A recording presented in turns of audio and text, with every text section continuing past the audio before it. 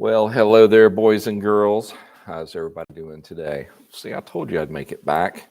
It's been a few days in Boise, Idaho, admiring some of God's creations. Beautiful country, part of the country. That's the only place I know of that you can go from an Arizona desert to foothills to mountains in less than 30 minutes as you're driving. It's crazy, but absolutely beautiful. A lot of fun up there, or up and over there. As promised, I'm back, a little jet lagged, but we're going to get through this. I think I had the right shirt on. I was next door recording boats.net videos. If you didn't know, we have a YouTube channel dedicated to the marine side of the equation. So if you're like me and you've got multiple toys of different disciplines, well, we've got most of them covered here and there. Well, at any rate, I said I'd start off with last week's questions because boy, y'all just hammered me last Friday. A bunch of good questions. I couldn't get to them all. So let's see if I can get caught back up, and then I'll dive into whatever you may have for me this week. Michael Greenier had asked me, "Hey John, I've got he did ask this one. I couldn't come up with an answer. I have a 2007 Yamaha Grizzly. I changed the front bearings on both sides and the ball joints on one. Now the rims are rubbing on the top A-arm. I can't figure out why. Any thoughts?" Well, Michael, I went and looked at the exploded parts diagrams, and then I actually have an '07 Grizzly here. And I laid down and looked at it, and I can't figure out for the life of me what you could have transposed from one side to another to even get it to bolt up, and then why it would be rubbing on your A-arms. I just don't get it. So in other words, I don't have an answer for you, not without seeing it. Now, if you can send us a private message and attach a photo to it, I'd love to look at it and see what in the world went wrong. But chances are you must have put something back together incorrectly and swapped it from the left to the right side. I just can't for the life of me really see how that was even possible. But hey, that didn't mean it didn't happen, because your rim is evidently hitting that A-arm and it's not doing that by accident. So if you would send us a photo, and I'd love to take a look at it for you. Paul had asked me last week, well, better late than missing out. John, have you ever had a starter turn the opposite direction? I wanted to make sure that the starter gear will engage the other gear right before I put this 2003 Grizzly back together. Now, Paul, I've never heard of the starter actually spinning backwards. Well, I have heard of that once, but I've also seen and experienced reverse polarity on a battery, if you can believe that. It is possible to charge these things backwards, as we found out. That's what you get for having a helper around the shop that doesn't know the difference, or was colorblind and doesn't know the difference in between positive and negative. But if the battery's okay and then you're still having a starter spin backwards, I guess it's possible to do the windings in a fashion to where it will spin the opposite direction. Factory defect, I would guess. But I've heard about it but never experienced it. Craig West had asked me, I haven't ridden my 2011 GSX-R 1000 in about 7 years. It ran fine then. Oh boy, I've heard that before. Should I worry about the engine being damaged upon startup? Thank you, sir. No, the engine is probably not going to be damaged, but your fuel system is going to be just a gooped up mess. I would not even try to start it without going through it, because if your fuel injection or your fuel injectors are still clean, and believe me, you don't want to replace all 8 of them, because on the Gixxer they have a set of primary injectors and then a secondary set of injectors, and they are expensive. So whatever sludge that's built up in the bottom of that tank and in that fuel pump, if it even will run, I don't think you want to inject or push all that into your injectors. So you're just going to need to pull it apart and clean up everything before you would even attempt to throw in a new battery and try starting it. 7 years, that is a long time, even for a closed system, which yours is certainly qualifies as that. Dara Russell had asked me, I have a 2010 Honda 420, and when I turn the key, the fuel pump isn't turning on. That's a bad sign. And there are lights flashing where the gears show. All right. That, I can't remember all the error codes. Okay, thank you, Tracy, for that one. But if I remember correctly, when the gears are just sitting there flashing, that's telling it, I don't know what gear I am in. And there's something called an angle sensor, and they had a recall on a bunch of those. And I think the 2010 falls under that particular recall. That little angle sensor, that's pretty much telling it what gear it's in or if it's engaged or not. And I'm fairly certain what you're describing is what happens when that little sensor is not operating correctly. Really easy to replace. There's no calibrating or anything. I think there's just one 3mm Allen, one plug. It's on the front of the engine. Unplug it, remount it, plug it back in. It should be good to go. And I don't think that recall ever ran out as far as the time goes. So chances are your dealership probably has one of those sensors sitting on his shelf or her shelf. All right, Big Joe 245. I don't weigh quite that much. I have a Honda Rubicon, big boy. It's a 2006 that we used to ride to and inspect our farm. We don't drive it enough. It has less than 150 miles on it. I drained most of the gas and disconnected the battery and ran all the gas out of the carburetor. Very good. I've changed the oil once. My problem is that I cannot keep it running without the choke being in the on position. I can ride it around the yard with the choke on, but the minute I stop and turn the choke off, it dies out. It also dies out from neutral to drive. It's also difficult to change gears. What do you think is the problem? Well, you really did try. You drained the carburetor like you're supposed to, and hopefully you ran it dry or drained it and let the engine run until it runs all the gas out of it. That being said, that idle jet passageway or idle jet is so small, it'll hold fuel even though you've drained fuel out of the fuel bowl itself, and that is gunked up. And you did everything you could, but you'll have to go in there, drop the bowl, pull, and you should only have to pull that small idle jet and then either replace it or blow it out using just a carburetor cleaner aerosol. Anthony Taylor is asking me, hey, John, I have a question. So my 06 YFC 450 exhaust gets really hot, and I mean red. People are telling me it's normal, and also it pops out the exhaust on deceleration. Maybe you could give me some advice. Yes, the exhaust header on the 450, they get red, especially at night. I mean, they just glow. But honestly, it sounds like your machine's running a little bit lean. I would richen it up. I'm guessing that you probably have an aftermarket, at least muffler on it, and probably are not running the airbox intake cover, so it can get more air. So if it's getting more air, well, that needs a little bit more fuel. In an 06, the 450 was carbureted. So I would say let's bring that jet up a size and see what she does then. And I'll probably have it run a little bit cooler and get rid of that popping sound or that pop on decel. All right, let's switch over and see if I've got a list of questions, because last week y'all buried me. Yeah. Mercedes 101, thanks for your advice and your entertainment keeping my Grizzly running. Well, you're very welcome. Thanks for dropping in on us. Paul Gervinsky, how's it going, Paul? Happy Friday, John. Yeah, I've been there when I was in the Army. Did you float down the rapids? No, it's too damn cold. Yeah, their winters, they start pretty quick or pretty early over there. Although, because of that cold wave that came through, it was actually colder when we got home on Tuesday evening versus when we left out of Boise that morning. God almighty, it was early too. Well, we had to be there at 4:30. Or no, we left the house at 4:30. We flew out at 5:30 or somewhere around there. I was delirious.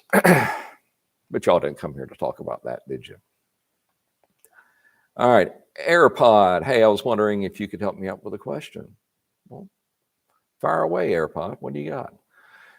That's what I'm here for. ATV Doctor. What's up, JT? I'm just living the dream in Southwest Georgia. That's what I'm doing.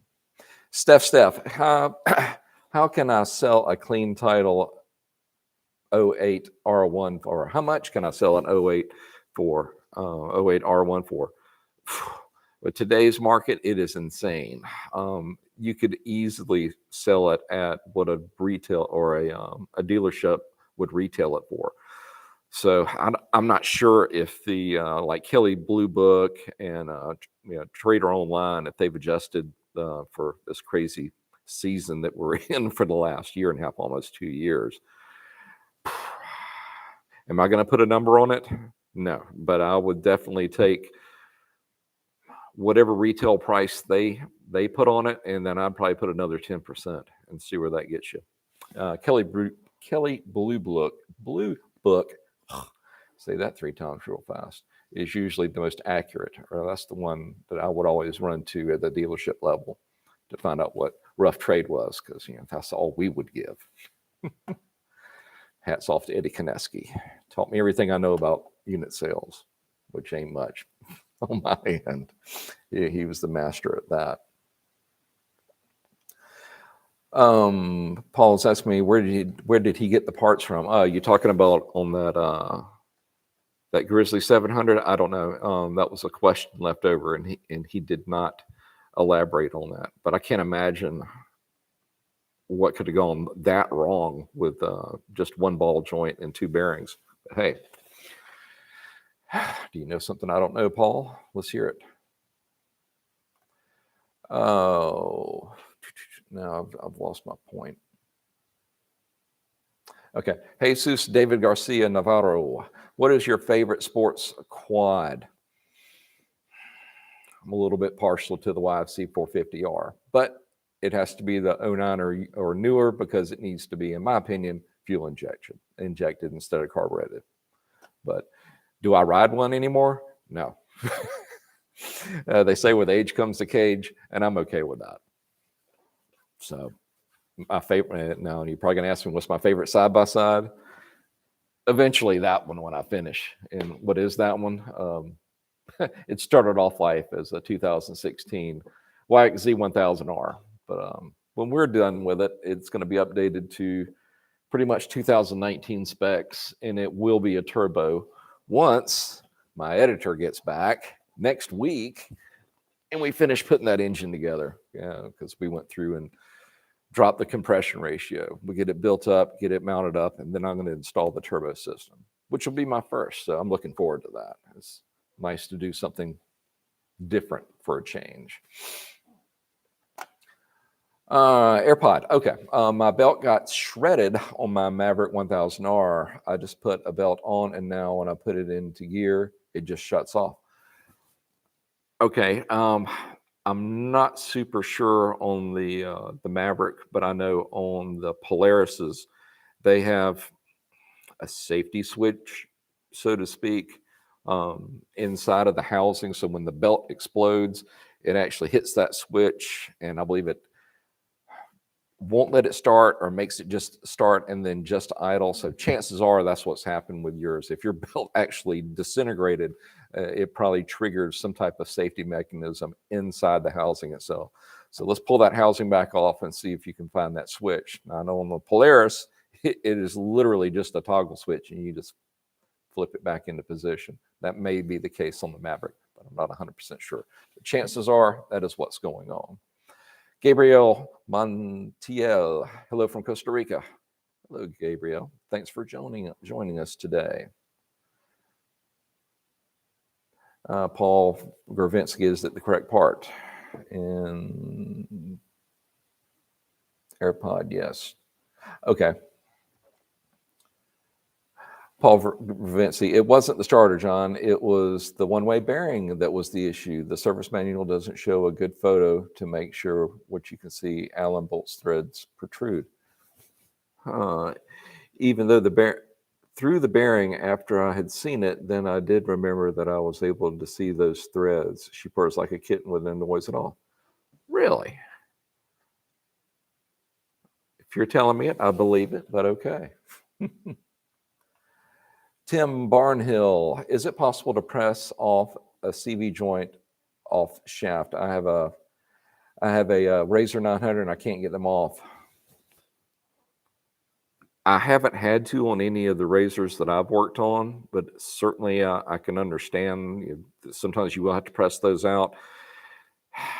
If water gets into those splines, they weren't properly lubed up when they were put together and they're frozen, yeah, you're going to have to press it out.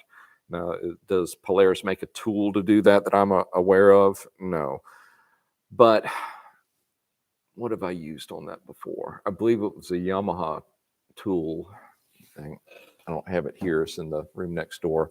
It's basically a plate about that big around that has 3 slots in it that you would attach to the hub itself. And then it's got that center piece in the middle that will push it out. You just got to find something along those lines to get it to mount up to that hub to get it to press out.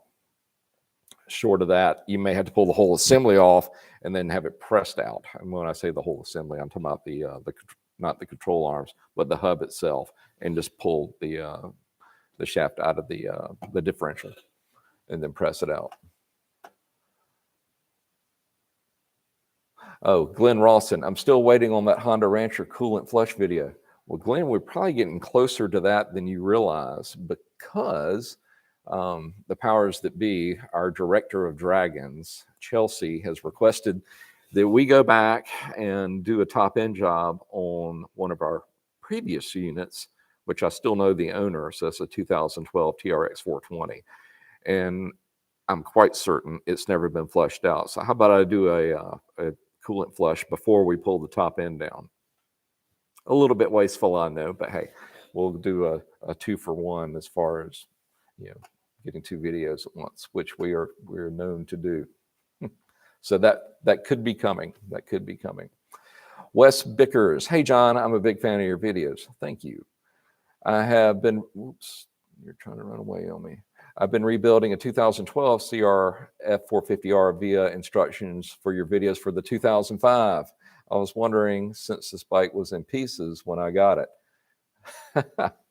Man, you're brave jumping into that one, but I'm glad we could be of service.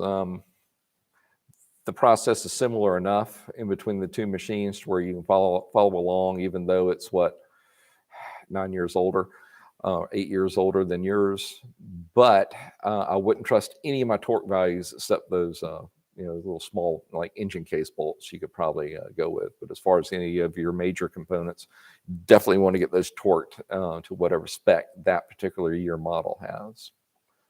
Hogfan 101. Hey, John, I have an 03 Honda Rancher, just rebuilt the top end. Based on your video, everything seemed great. Now I keep getting a loud backfire constantly when I try to start it. Any ideas? I'm a little bit concerned on your of the timing then. I would get back and check that to make sure, because if it's trying to backfire, that means it's trying to ignite when it's not quite closed all the way. It's igniting a little too early. So I'd say go back and make sure your timing is dead on, and make sure you're actually finding top dead center on the crankshaft, and because there's a couple of different timing marks. Make sure you're going to the right one. Otherwise, you're going to be about 10 degrees off. That may be what happened here. Wes Bicker, should I replace the injector fuel system components? I don't think you should have to do that. I mean, if you're just doing a rebuild on it, I probably wouldn't. And then you asked me, is there a risk of putting that old system on my rebuilt motor? No, I don't think so. Plus, if you're worried about your injector being a little bit sticky, I know that Motion Pro makes a cleaner where it attaches to it, and then it's a trigger, a voltage, it's a low voltage, it's only 9 volts, triggers the injector, and then you just spray carburetor cleaner through it. That really works well. And well, if it doesn't have a good spray pattern, you're going to see it right there, and then you can consider buying another injector. But no, I'd let it try first before I gave up on it. I can't pronounce that. Why no contact with Israel? I'm not sure that we're shipping over there. That may be still on a no sell list, but I'm not sure. But if you will get in touch with customer service, they can certainly find out if we are able to ship there or not. Where'd you go? Joby is asking me, hey, John, I have a 96 Foreman 400 that will run fine, then die suddenly. Can't start it again, but when the engine is, while the engine is still hot. Clean the carburetor, change spark plug and plug wire. Any ideas? It sounds like your spark plug coil is failing to me. When they're cold, I mean, they'll work kinda, but as it heats up, the internal coils, because it's basically just providing an induction ramp up for your voltage, they start to break down and then quits firing. So I would say go ahead and replace your coil itself.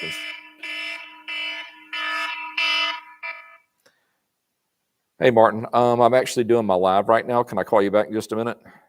Yep. All right. Thanks, sir. Yep. Bye. When the CEO calls you, you answer. All right. Now I'm off my game. All right. We talked about the spark plug coil. Okay. Blur. Hey, John, I have an 0405 YFC 450 and my battery keeps getting drained. Do you have any idea what that could be? Not off the top of my head. But that being said, hopefully you have a volt ohm meter and you could set it up for amperage. And this, if it's a low drain like that, something under a half an amp, most meters can deal with that. So put that on your positive side in series on your battery and start pulling fuses. See if you can isolate, see which circuit it is, and then go from there.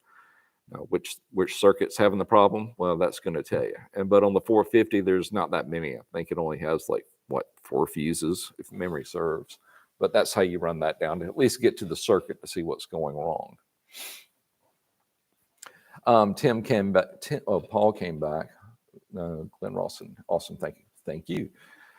Paul, speaking of splines, I received the axle today for the 2005 Polaris Sun 700. Normally I use the silver, but I heard somewhere that the bronze color one is better for this application. I wasn't aware that there were two different colors for that. I have to look into that one. Tim Barnhill, the shaft is off, can't get the knuckle basket off to change the boot. I've put it in a vise. Oh no, hammered it. Clip is stuck. Oh, okay. Can't find the number on shaft. I don't know who made it. Oh, okay. Now I have run into this, Tim. Some of your aftermarket shafts, they're not assembled the same way the factory may have done it. So if you've got a factory Polaris shaft and it shows where you can just knock off the end of the CV joint or either end of the axle, yeah, it shows that on the Polaris one. Yeah, you try doing that on some of these aftermarket ones where they may have a circlip hidden up inside there that you don't knock off. It has to be removed. I've run into that before. I did destroy the axle because I just knew that was the way it's supposed to come off. Well, it did, but I destroyed it on the way. Yeah. So just be careful. If it's an aftermarket one, be wary of that because it caught me.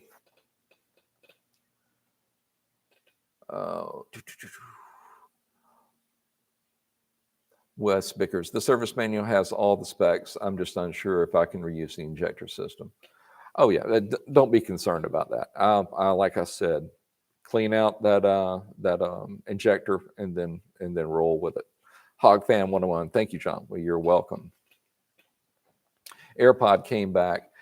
After the belt shredded, it doesn't want to go into gear. Do you know if there's a problem that over time eats up the belt? Because I believe it might be my gearbox or transmission.